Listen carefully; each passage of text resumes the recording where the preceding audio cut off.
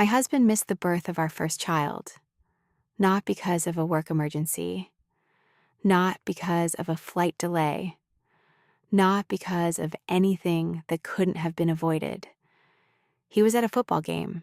He knew I was in labor. He had been texting me from the stadium, and he chose to stay for the fourth quarter. I gave birth to our daughter alone, and when he walked through that hospital door 4 hours later, still wearing his team jersey, I made a decision that changed our marriage forever. Stay with me, because this story does not end the way you think. Hey everyone, welcome back to Verdict Stories. New story every single day. Subscribe right now because you will not want to miss tomorrow's. Today's story is about the moment you realize the person you married makes choices you never thought they were capable of. Let's get into it. My name is Kate. I'm 38 years old. I've been married to my husband, Mark, for 7 years. We have one daughter, Sophie, who is now 2.5 years old. And the story of how Sophie came into this world is one I have told very few people, until now. Let me tell you about Mark first. Mark is a good man. I want to say that clearly because what I'm about to tell you makes him sound like he isn't. And the truth is more complicated than that. He is patient and funny, and he loves Sophie with everything he has.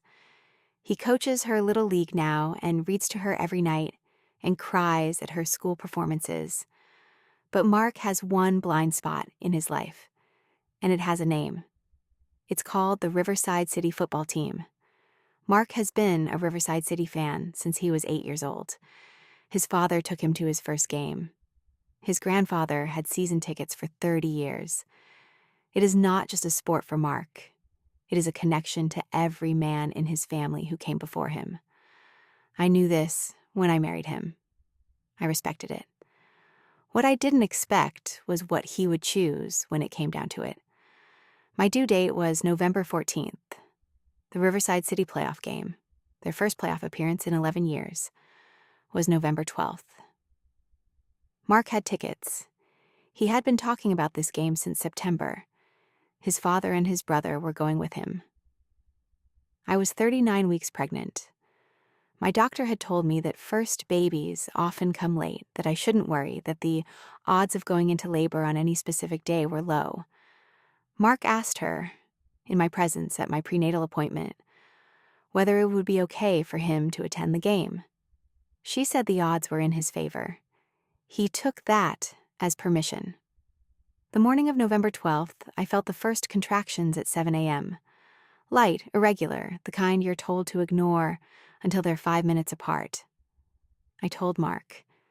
He looked at me with an expression I will never forget, hope and guilt fighting each other across his face, and said, "Is it the real thing?" I said, "I don't know yet." He said, "My dad and Danny are already on their way. The game starts at noon." I said, "Go. I'll call you if anything changes." He kissed me. He left. By 10 a.m., the contractions were 7 minutes apart. I called my mother. She came immediately. I texted Mark, "Contractions 7 minutes apart, still manageable, keep me posted." He replied, "On our way to the stadium, thinking of you, call me if you need me." By 11:30, the contractions were 5 minutes apart. My mother drove me to the hospital. I texted Mark, "Going to hospital, 5 minutes apart." He replied, "Rooting for you. We're about to go through security. Stadium has bad service. We'll check in when I can." Stadium has bad service. I was in active labor, and my husband was telling me the stadium had bad service. I want to be honest about what I felt in that moment. Not rage. Not yet. Something quieter and more terrible than rage. Something that felt like understanding. Like seeing something clearly for the first time that had always been slightly blurred. I put my phone down. My mother held my hand, and I focused on the only thing that mattered. Sophie was born at 2:47 p.m. 7 pounds, 4 ounces. Dark hair, blue eyes, the loudest cry I have ever heard in my life. The nurse put her on my chest, and I held her and I cried in a way I had never cried before, not from pain, not from sadness, but from something enormous, and wordless that I didn't have a name for yet. My mother was there. My mother saw Sophie come into the world. Mark was not there. Mark's team won the game. Final score 14-10, won in the fourth quarter on a field goal. I know this because his first text after Sophie was born said, "We won. How are you doing?" I didn't respond. He called 4 times between 3 and 5 p.m. I didn't answer. My mother answered on the 4th call and told him Sophie had been born and that I needed time. He arrived at the hospital at 6:30 p.m., still in his jersey. He smelled like stadium food and cold air, and he was crying before he even got through the door. And he kept saying, "I'm sorry, I'm sorry, I'm sorry," and trying to hold Sophie and trying to hold me. And I let him hold Sophie because she is his daughter, and that was never in question. But I stepped back and I said, "We need to talk, not tonight, but we need to talk." He said, "Kate, I'm so sorry." I said, "I know. Tonight is about Sophie, but we need to talk." He stayed at the hospital. He held Sophie all night. He cried several more times. He called his father and told him what had happened, and from what I could hear, his father was not kind to him about it. The talk happened 3 days later when we were home. I told him everything I felt. Not the rage. The rage had passed by then, mostly. I told him about the quiet, terrible understanding I had felt when I read that text about the stadium service. I told him that I had always known football mattered to him, and that I had respected that. And I told him that I now knew, clearly and permanently, where I fell on his list of priorities in a moment of conflict. Mark cried again. He said things I won't repeat here because they were private and because he meant them. He said, "I will spend the rest of my life making this right." I said, "I don't need you to spend the rest of your life making it right. I need you to be the father Sophie deserves and the husband I thought I married.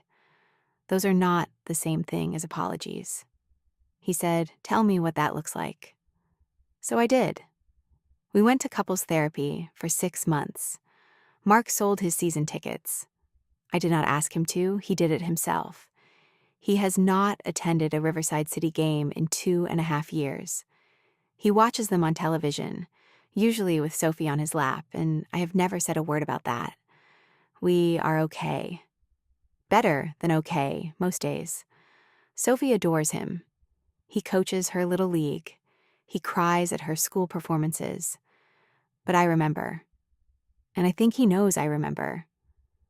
And I think that's part of what keeps him showing up.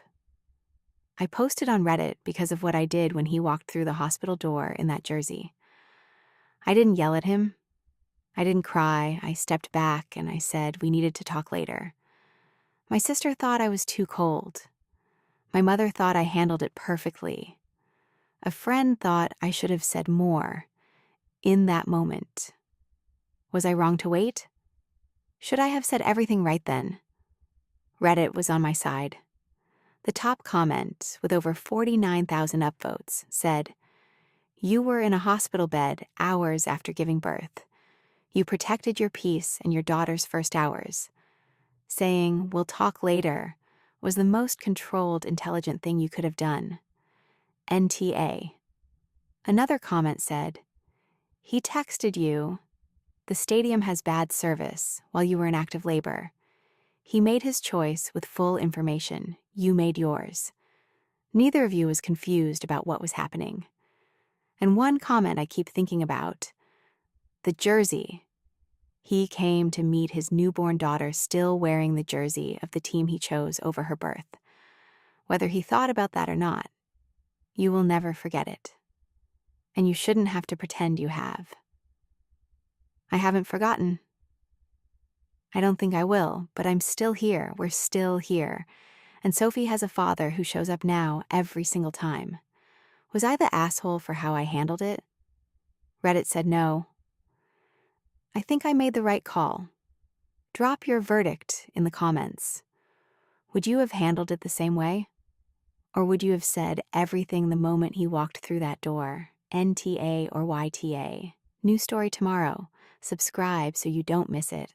I'll see you then.